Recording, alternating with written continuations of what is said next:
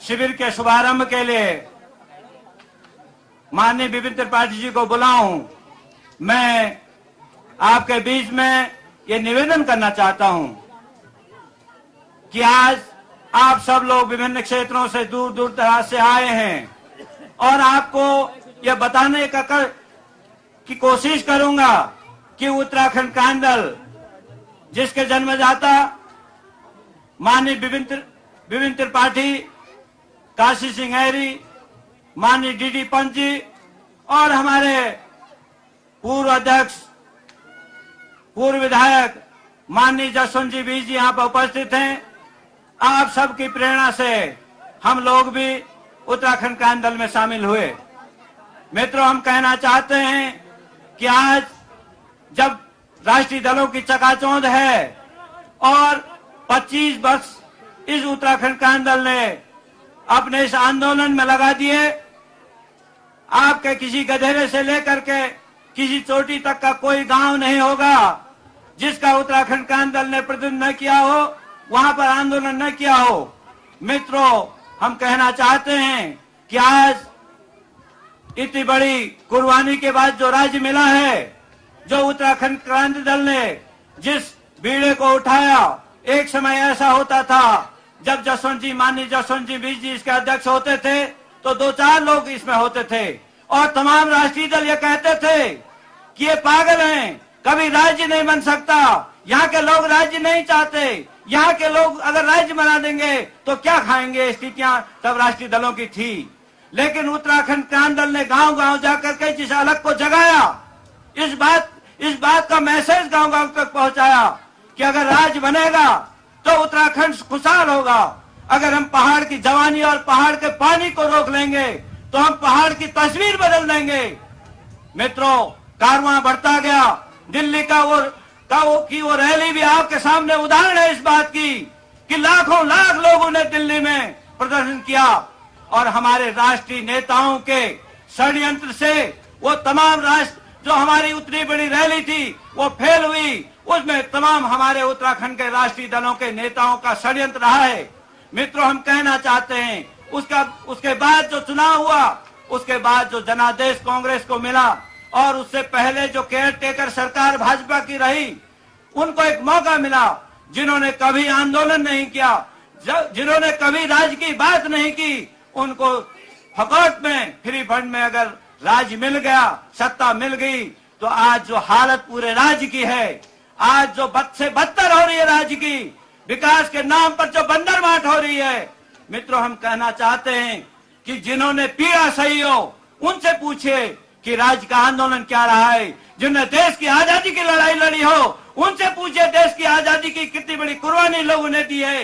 जिन्होंने ऊपर ही ऊपर मलाई खाने का काम किया है, उनको न इस समाज की पीड़ा है न इस प्रदेश की पीड़ा है। मित्रों, हम कहना चाहते हैं कि 25 साल के अंतराल में उत्तराखंड क्रांति दल ने तमाम उतार चढ़ाव देखे हैं। हमारे तमाम मित्र इससे जुड़े हैं, कई लोग इसे गए हैं। हम कहना चाहते हैं कि जो अपने दल का नहीं हो सकता वो आपका भी नहीं हो सकता, वो किसी सत्ता का भी नहीं हो सकता, समाज का भी नहीं हो सकता है। जो दल छोड़कर जाने की बात करते हैं, हमारे तमाम मित्र आज भी हैं, हम उनका स्वागत करते हैं, हमारे पुराने साथी भी हैं। आप आइए, हम संगठित होकर इस आंदोलन को लड़ेंगे। आज जो राज्य की हालत है, आज राजधानी की मांग को लेकर के हमने उत्तराखंड क्रांति दल ने सन 1980 में ब्लूप्रिंट तैयार किया था।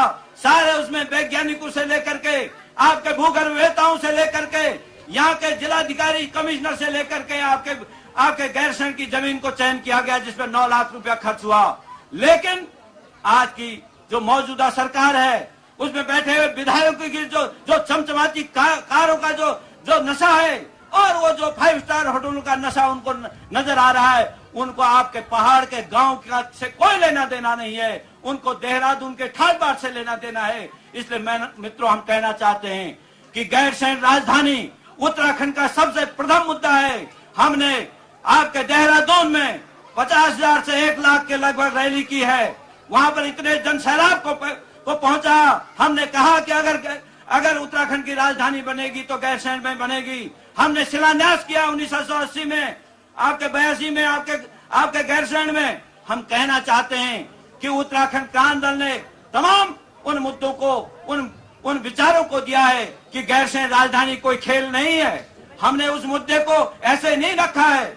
हम कहना चाहते हैं इस मंच के माध्यम से, केवल उत्तराखंड क्रांति दल है जिसने कुमाऊं और गढ़वाल के लोगों को जोड़ने का प्रयास किया है, जिसने कहा कि हम भाई हैं, हम आपस में मिलकर रहेंगे, हम इस प्रदेश का विकास करेंगे। लेकिन दुर्भाग्य है कि राष्ट्रीय पार्टियों ने कुमाऊं गढ़वाल के लोगों को बांटने का प्रयास किया, उन्होंने जात बिरादरी के नाम पर बांटने का प्रयास किया। मित्रों, हम कहना चाहते हैं कि हम अपना विकास चाहते हैं तो हमारी राजधानी गैरसैंण बनेगी और उसके लिए पुनः हमको जनमत संग्रह से लेकर के आंदोलन करने की आवश्यकता पड़ेगी। आज की इस गोष्ठी के सम्मानित अध्यक्ष जी, हमारे इस दल के संस्थापक, पूर्व विधायक और हमारे वयोवृद्ध बुजुर्ग सम्मानित जसवंत सिंह बिष्ट जी, हमारे दल में आज ही इस बृहद समारोह में शामिल हुए और पूरे उत्तराखंड की पीड़ा को संजोए हुए मेरे भाई सम्मानित श्री प्रेम बल्लभ बलोदी जी, उनके साथ दिल्ली से आए हुए हमारे कर्नल नौटियाल जी, खीमानंद बलोदी जी, हमारी बहन कल्पना चौहान जी, बहन बहुगुणा जी, कुंवर सिंह राणा जी, नारायण दत्त लखेड़ा जी, गोवर्धन सिंह नेगी जी, भूपाल सिंह जी, विशिष्ट अध्यक्ष उत्तराखंड समाज विनोद केवनी जी, रणजीत सिंह राणा जी, हमारे दल के केंद्रीय उपाध्यक्ष श्री KR सिंह जी एडवोकेट, हमारे महिला संगठन की उत्तराखंड की केंद्रीय अध्यक्षा बहन विजया ध्यानी जी, हमारे केंद्रीय मंत्री भाई नरेंद्र पाठक जी, हमारे नैनीताल जनपद की जिलाध्यक्ष महिला श्रीमती दीपा भंडारी जी, हमारी अल्मोड़ा जनपद की महिला अध्यक्ष बहन रावत जी, हमारे केंद्रीय युवा उत्तराखंड क्रांति दल के केंद्रीय अध्यक्ष जगदीश बुधानी जी, हमारे जिला पंचायत सदस्य द्वाराहाट श्री कैलाश भट्ट जी, जिला पंचायत सदस्य चौखुटिया राजेश चौधरी जी, जिला पंचायत सदस्य मासी बहन बसंती देवी जी, हमारे जिला युवक समिति के अध्यक्ष मनोज अधिकारी जी, जिलाध्यक्ष नैनीताल भाई भुवन जोशी जी, हमारे युवक समिति के चौखुटिया ब्लॉक इकाई के अध्यक्ष श्री बीरेन्द्र सिंह बिष्ट जी, हमारे केंद्रीय सचिव भाई पान सिंह रावत जी, हमारी बहन चंपा जोशी जी, हमारे रामनगर से, खटीमा से, टनकपुर से, हल्द्वानी से, अल्मोड़ा, विभिन्न जनपद के विभिन्न क्षेत्रों से आए हुए पार्टी के सभी सम्मानित के लिए लगातार कई दिनों से प्रयास किया है हमारे केंद्रीय महामंत्री भाई पुष्कर पाल जी, हमारे इस सभा के संचालक, हमारे जनपद के उपाध्यक्ष भाई बलवंत सिंह नेगी जी, पत्रकार US नेगी जी, हमारे अमर उजाला के यहाँ के पत्रकार जगदीश जोशी जी, दैनिक जागरण के पत्रकार चंद्रशेखर सनवाल जी। हमारे लिए ये बड़े सौभाग्य की बात है कि पहला चिंतन शिविर है राज्य बनने के 2 वर्ष बाद, और इस चिंतन शिविर की शुरुआत मां सरस्वती की वंदना के साथ साथ जिन लोकगीतों से हुई, वो लोकगीत भी आपके सामने इस चिंतन शिविर की सार्थकता को प्रदर्शित करते हैं।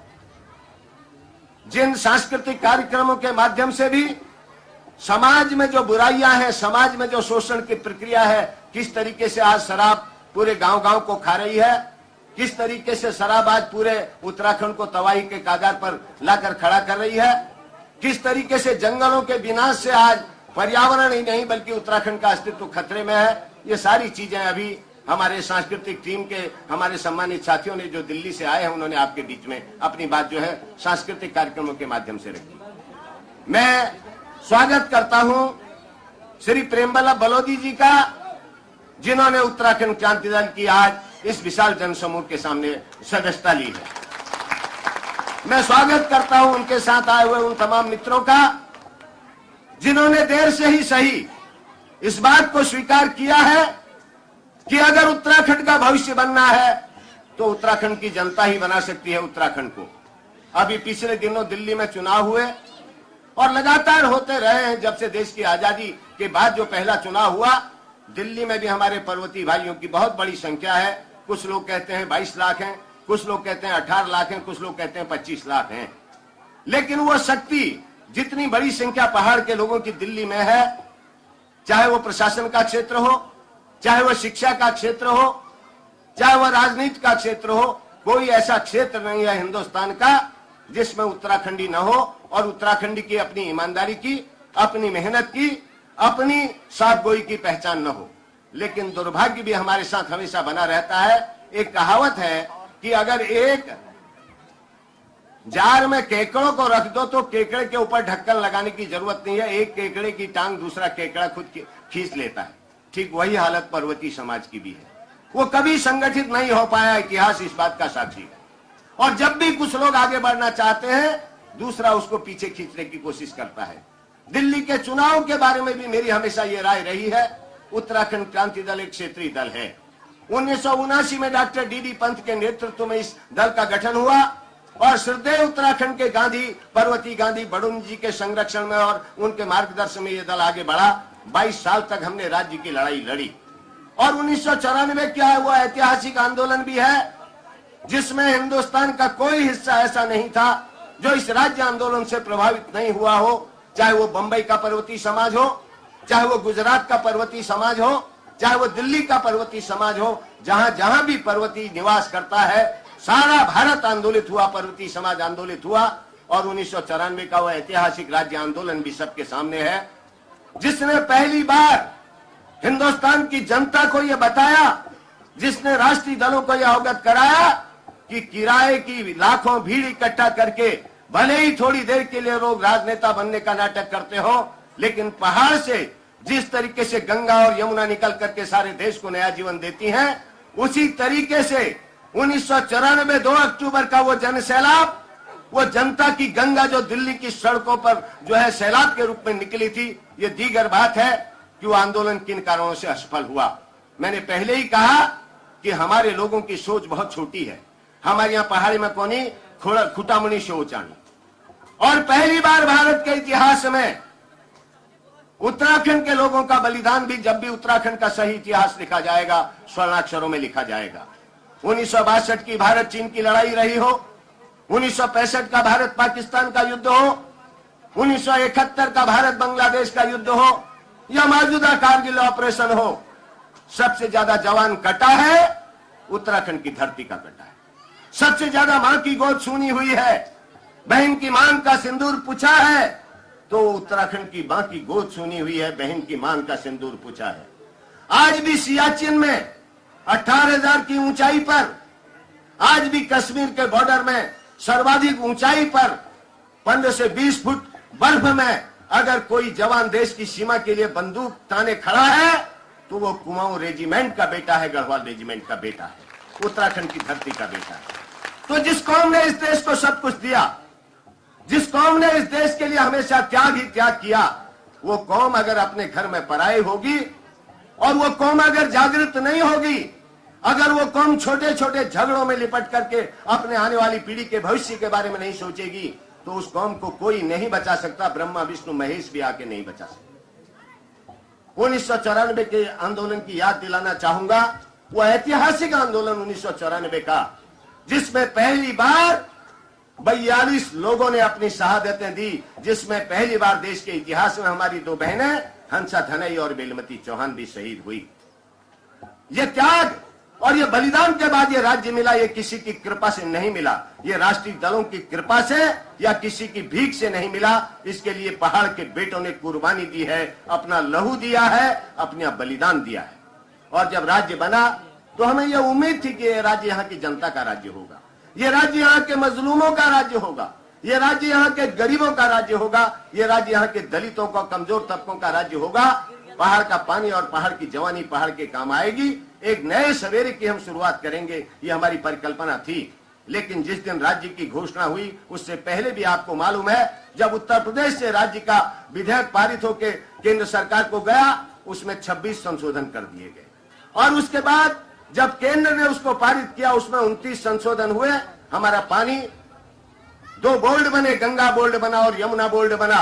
गंगा बोर्ड में 3 स्टेटें हैं और यमुना बोर्ड में 6 स्टेटें हैं। उनकी राय के बगैर आप अपने गंगा के जल का उपयोग नहीं कर सकते, यमुना के जल का उपयोग नहीं कर सकते। आज भी अपने जमीन का कानून बनाने का अधिकार हमको नहीं है। वो सारे संशोधन किए गए। ये पहला राज्य है जिसके साथ ये अन्याय किया गया कि वो अपना कानून नहीं बना सकता। तराई के रिफ्यूजियों को खुश करने के लिए, जो रिफ्यूजी 1947 में जब देश का बंटवारा हुआ, हिंदुस्तान में किसी ने रिफ्यूजियों को जगह नहीं दी। उत्तराखंड के लोग थे जिन्होंने पूर्वी पाकिस्तान से आने वाले और पश्चिमी पाकिस्तान से आने वाले लोगों को उत्तराखंड की तराई में जगह दी। कहा तुम्हारी रगों में भी हमारा ही खून बहता है, आओ तराई में बसो। वो भिखारी की तरह आए, सब कुछ लुटा के आए, और जब उत्तराखंड में आए, लाखों के करोड़ों के मालिक बने, बड़े बड़े फार्मों के मालिक बने, तो उन्होंने कहा कि हमारी संस्कृति पहाड़ियों से नहीं मिलती, हम तो तलवार चला देंगे। उनके हितों की सुरक्षा के लिए दिल्ली की सत्ता में बैठे लोगों ने राज्य के तमाम हितों के साथ कुठाराघात किया। और आज स्थिति यह है कि जब राज्य बना है, 2 साल हो गए हैं, 1.5 साल एक केयरटेकर सरकार रही और 2 साल ये हमारे कांग्रेस की चुनी हुई सरकार पंडित नरेंद्र तिवारी की सरकार सत्ता में है। और इन 2 सालों में सारे उत्तराखंड की जनता का मोह भंग हो गया। एक भी उद्योग, हमारी आज तक कोई कृषि नीति नहीं है, हमारी शिक्षा नीति नहीं है, हमारी रोजगार नीति नहीं है, हमारी उद्योग नीति नहीं है, हमारी पर्यटन नीति नहीं है। जब नीतियां नहीं है तो आपने कितने खड़ंजे बनाए, कितने रोडों का शिलान्यास किया, ये मायने नहीं रखता। किसी भी सरकार की पहचान उसकी नीतियों से होती है। और पूरे उत्तराखंड में आक्रोश है। आक्रोश इस बात को लेकर के है कि हमने विधानसभा में कई बार इस बात को रखा, ये ठीक है पहाड़ में पर्यावरण की सुरक्षा करनी है, पेड़ बचाने हैं, लेकिन पहाड़ में अगर बड़े उद्योग नहीं लग सकते तो कुटीर उद्योगों का जाल फैलना चाहिए। पहाड़ के लोगों को रोजगार मिलना चाहिए। आज रोजगार की स्थिति बहुत खराब है। जो पर्यटन है उसको विकसित किया जाना चाहिए। यहाँ पर बद्रीनाथ है, केदारनाथ है, गंगोत्री, यमुनोत्री, आपका जो है बागेश्वर, जागेश्वर जैसे तीर्थ धाम है। यहाँ पर धार्मिक पर्यटन विकसित हो सकता है, यहाँ पर आध्यात्मिक पर्यटन विकसित हो सकता है, यहाँ पर नैसर्गिक पर्यटन विकसित हो सकता है। लेकिन सरकार, जब उसकी कोई इच्छा शक्ति हो, जब सरकारों को इस बात की पीड़ा हो, दर्द हो कि वास्तव में इस कौम के लिए, इस समाज के लिए हमें कुछ करना चाहिए।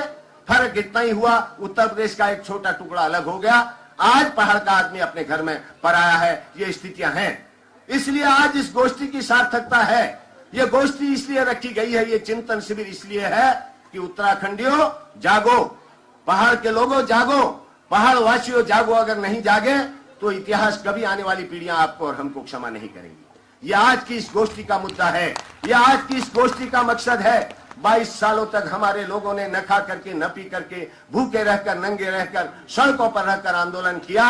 और पूरे उत्तराखंड की जनता के सहयोग से, चाहे हमारे दिल्ली के भाई हो, चाहे हमारे बॉम्बे के भाई हो, चाहे हिंदुस्तान के किसी भी महानगर के हमारा पर्वतीय समाज हो, सबका सहयोग रहा, राज्य बना। लेकिन इस राज्य में आज भी किसी भी क्षेत्र में देख लीजिए उत्तराखंडी का क्या भविष्य है। अभी हमारी उद्योग नीति बन रही है। पिछले दिनों 8 दिन के लिए हाउस चला और हमने कहा सरकार से कि आपकी ये उद्योग नीति व्यावहारिक नहीं है, हम इस उद्योग नीति का बहिष्कार करते हैं। पंतनगर में 1700 एकड़ जमीन चयनित की जा रही है, सितारगंज में की जा रही है, आपके जो है IDPL ऋषिकेश में और BHEL में जमीन छांटी जा रही है। कहा यह जा रहा है कि बाहर के उद्योगपति आए, उद्योग लगाएं। हमने कहा यह परंपरा आपकी पहले से रही। दिल्ली का उद्योगपति आए, बॉम्बे का उद्योगपति आए, मल्टीनेशनल आए, वो उद्योग लगाए, सब्सिडी खा के चला जाए, या उद्योग खड़ा रहेगा तो मजदूर भी बलिया से आएगा, मजदूर भी गोंडा से आएगा, मजदूर भी बस्ती से आएगा, फैक्ट्री मालिक भी बाहर से आएगा और सारी पूंजी हमारी खाएगा। हमने इस बात को कहा कि हमारे लोगों के लिए आरक्षित उद्योग नीति में स्थान रहने चाहिए। आया अगर 100 उद्योग लगते हैं तो कम से कम 70 उद्योग उत्तराखंडियों को मिलने चाहिए, चाहे वो जॉइंट सेक्टर में लगाए, चाहे वो व्यक्तिगत सेक्टर में लगाए, चाहे वो किसी भी सेक्टर में लगाए। और खास तौर से जो हमारा प्रवासी पर्वतीय है, जो पूंजी लगा सकता है, उसके लिए आरक्षण की व्यवस्था होनी चाहिए। ये बात मैंने हाउस में कही है, अभी इससे पहले जो सत्र हुआ था, और अभी जो होगा उसमें भी कहेंगे। हम उस उद्योग नीति को स्वीकार नहीं करेंगे। ऐसी सरकारों की जो लगातार 55 साल तक इस उत्तराखंड को लूटती रही हैं, उनकी धज्जियां उत्तराखंड की जनता उड़ाएगी, उनको पहाड़ की सरजमी पर पांव नहीं रखने देगी। ये हमारा संकल्प है। हमने इस बात को कहा है कि पहाड़ के बेटों ने इस देश के लिए अपना खून दिया है, तो पहाड़ के बेटों को इस बात का अधिकार मिलना चाहिए कि रोजगार से लेकर पूंजी निवेश से लेकर उद्योगों में लाभ से लेकर सारे क्षेत्र में उत्तराखंड की हिस्सेदारी तय होनी चाहिए। उत्तराखंड के पर्यटन में उसकी हिस्सेदारी तय होनी चाहिए। उत्तराखंड की कृषि में उसकी हिस्सेदारी तय होनी चाहिए। उत्तराखंड के रोजगार में उसकी हिस्सेदारी तय होनी चाहिए। उत्तराखंड के उद्योग में उसकी हिस्सेदारी तय होनी चाहिए। अब हम क्लर्क या चपरासी बनने की बात तक इंतजार नहीं करेंगे। और इस बात को भी कहा है, कोई कौम हिंसक पैदाइशी हिंसक नहीं होती, चाहे वो नागालैंड के लोग हों, चाहे वो मिजोरम के लोग हों। अगर उन्होंने बंदूकें उठाई तो सरकारों की, केंद्र में बैठी सरकारों की अदूरदर्शी नीतियों के कारण। और पहाड़ का बेटा जब देश की सीमाओं की रक्षा के लिए अपना खून दे सकता है तो इन सरकारों के खिलाफ भी बंदूक उठा सकता है, इकट्ठा हो सकता है। ये बात हमने कही है और हम आज भी कहना चाहते हैं। इस गोष्ठी का मकसद है, चुनाव आ रहे हैं, बहुत जल्दी चुनाव होंगे, लोकसभा के चुनाव होंगे। लोगों ने लुभाना शुरू कर दिया, नाटक करने शुरू कर दिए, तहसीलों की घोषणाएं, विकास की घोषणाएं, ये पिछले 55 साल से हुआ है। ये दोनों राष्ट्रीय पार्टियां, चाहे वो कांग्रेस हो चाहे वो भारतीय जनता पार्टी हो, पहाड़ और पहाड़ियों की नंबर 1 की दुश्मन है और हमेशा रहेंगी। ये बात मैं कहना चाहता हूं। अगर आप चाहते हैं कि इन राष्ट्रीय पार्टियों को इस उत्तराखंड की सरजमी से नेस्तनाबूद किया जाए तो आपको क्षेत्रीय ताकत बनानी पड़ेगी। एक बार जब आसाम में क्षेत्रीय पार्टी आ सकती है, नागालैंड में आ सकती है, मिजोरम में आ सकती है, महाराष्ट्र में आ सकती है, तमिलनाडु में आ सकती है, उड़ीसा में आ सकती है, चंद्रबाबू नायडू की सरकार वहां विकास की नई धारा बहा सकती है, तो क्या कारण है कि उत्तराखंड में क्षेत्रीय राजनीतिक दल सत्ता में क्यों नहीं आ सकता? यह भी आज की बहस का मुद्दा होना चाहिए। हमेशा लोगों ने बहुत छोटा सोच क्या हुआ? मैं बस कहना चाहता हूं, मैंने दिल्ली की राजनीति को देखा है, मैं ज्यादा बहुत नहीं जाता। और जो नेता है उन्होंने लोगों को, अपने चारणों को इकट्ठा किया, रामलीला मंचों से अपनी आरतियां करवाई, अपनी स्तुतियां करवाई, और यही सिलसिला चलते चलते जितने भी राष्ट्रीय नेता हुए इस पहाड़ की धरती से, वो इतने बौने राष्ट्रीय नेता हुए। वो दिल्ली के तख्ते ताउस पर विराजमान भले ही रहे हों, लेकिन कभी उनको पहाड़ की धरती ने एक छत्र अपना नेता नहीं माना। वो कितने ही बड़े केंद्र में बैठे हुए नेता, चाहे कांग्रेस के रहे हो चाहे भाजपा के रहे हो, क्योंकि उनका कोई दर्द इस उत्तराखंड के प्रति नहीं रहा, उनकी कोई पीड़ा इस उत्तराखंड से नहीं रही, उनकी कोई इस पहाड़ के आम आदमी के हित के प्रति कभी चिंता नहीं रही। उनको दिल्ली की कुर्सी ज्यादा प्यारी रही। और इसीलिए जब भी राज्य आंदोलन हुआ, उन तथाकथित राष्ट्रीय नेताओं ने हमेशा राज्य आंदोलन का विरोध किया। ये तो अलग बात है कि जनता का बलिदान था, जनता का त्याग था, उन शहीदों का बलिदान था, हमें राज्य मिला। अन्यथा ये राष्ट्रीय नेता चाहते तो कभी ये उत्तराखंड राज्य नहीं बनता। हमारे पास माइक्रो हाइडल परियोजनाओं को अगर हम सही रूप से कार्यान्वित कर सकें तो आज उत्तराखंड सिर्फ लघु पन बिजली योजनाओं के माध्यम से ही पूरा राज्य आत्मनिर्भर बन सकता है। हमारे पास सारे खनिज हैं, हमारे पास कृषि का इतना विशाल उत्पादन है। आज भी पूरे उत्तराखंड को खिलाने के बाद 10 लाख टन से ज्यादा नेशनल पूल में जाता है। उसके अलावा ऐसा पर्यटन का क्षेत्र पूरे हिंदुस्तान में कहीं नहीं है जहां धार्मिक पर्यटन है, जहां आध्यात्मिक पर्यटन है, जहां नैसर्गिक पर्यटन है। उसके अलावा हर क्षेत्र में उत्तराखंड अपने में सक्षम है। लेकिन दुर्भाग्य है कि जो सत्ता में बैठे लोग हैं, या जो सत्ता में बैठे रहे, या जो कल के दिन फिर लोगों को शब्दबाज दिखाकर दिल्ली के तख्ते ताउस पर बैठना चाहते हैं, वो नहीं चाहते कि वास्तव में उत्तराखंड का आम आदमी, यहाँ के फटेहाल, यहाँ के गरीब, यहाँ से सबसे कमजोर और यहाँ के दलित के घर का भी चिराग जले, उसका बेटा भी स्वाभिमान के साथ खड़ा हो। उत्तराखंडी को भी लगे कि ये राज्य मेरे लिए बना, मेरे बच्चों के लिए बना, आने वाली पीढ़ी के लिए बना। ये उनका सोच नहीं है। इसलिए इस गोष्ठी का महत्व इसलिए भी बढ़ जाता है। जो भी वक्ता यहाँ पर अपनी बात रखेंगे, बीच बीच में सांस्कृतिक कार्यक्रमों के माध्यम से भी इस गोष्ठी की सार्थकता से आपको अवगत कराया जाएगा। और भिक्षाशरण तो हमारा केंद्र रहा है। उत्तराखंड राज्य आंदोलन में सबसे पहले विधायक के रूप में 1980 में आपकी इस महान जनता ने माननीय जसवंत सिंह बिष्ट जी को जिता करके उत्तर प्रदेश की विधानसभा में भेजा था। इसलिए भी उत्तराखंड के इस केंद्र बिंदु भिक्षाशरण तहसील, यहाँ शालदे सर्ट, यहाँ की जनता का दायित्व है कि जो कार्य आपने सबसे पहले किया, आज फिर आपके नेतृत्व की आवश्यकता है, आपके सहयोग की आवश्यकता है, आपके मार्गदर्शन की आवश्यकता है, ताकि आने वाले समय में फिर एक बार इस धरती के लालों के नेतृत्व में उत्तराखंड की लड़ाई को वास्तव में यहाँ के शहीदों के सपनों के राज्य के रूप में परिवर्तित किया जाए। ये आज हमारा सपना है, ये हमारी पीड़ा है। माननीय काशी सिंह ऐरी जी को भी आना था, किन्हीं कारणों से नहीं आ पाए हैं, सब लोग व्यस्त हैं। लेकिन पूरी केंद्रीय कार्यकारिणी की सहमति से, पूरी केंद्रीय कार्यकारिणी की राय से ये जो गोष्ठी है इसका निर्णय लिया गया। और इसमें जो हमारे सबसे बड़ी बात है, हमारे भाई प्रेम बल्लभ बलोदी जी आए हैं, उनके साथ दिल्ली के हमारे तमाम साथी आए हैं। मैं फिर एक बार आप सब मित्रों का स्वागत करते हुए इस आशा और विश्वास के साथ कि एक समय आएगा जब पहाड़ का बेटा हिंदुस्तान के कोने कोने में एक मंच पर संगठित होगा। एक बार क्षेत्रीय संगठन को आगे लाइए, एक बार क्षेत्रीय संगठन की सरकार उत्तराखंड में बने, भारत की संसद में क्षेत्रीय संगठन का प्रतिनिधित्व हो, उसके बाद उसका परीक्षा की घड़ी आएगी, फिर आने वाले उसके 5 साल बाद निर्णय करने का अधिकार आपको होगा। लेकिन एक मौका यहाँ की जनता को दीजिए जो अपने हाथों से इस राज्य को सजा सके, संवार सके और इसको जनता के और शहीदों के सपनों का राज्य बना सके।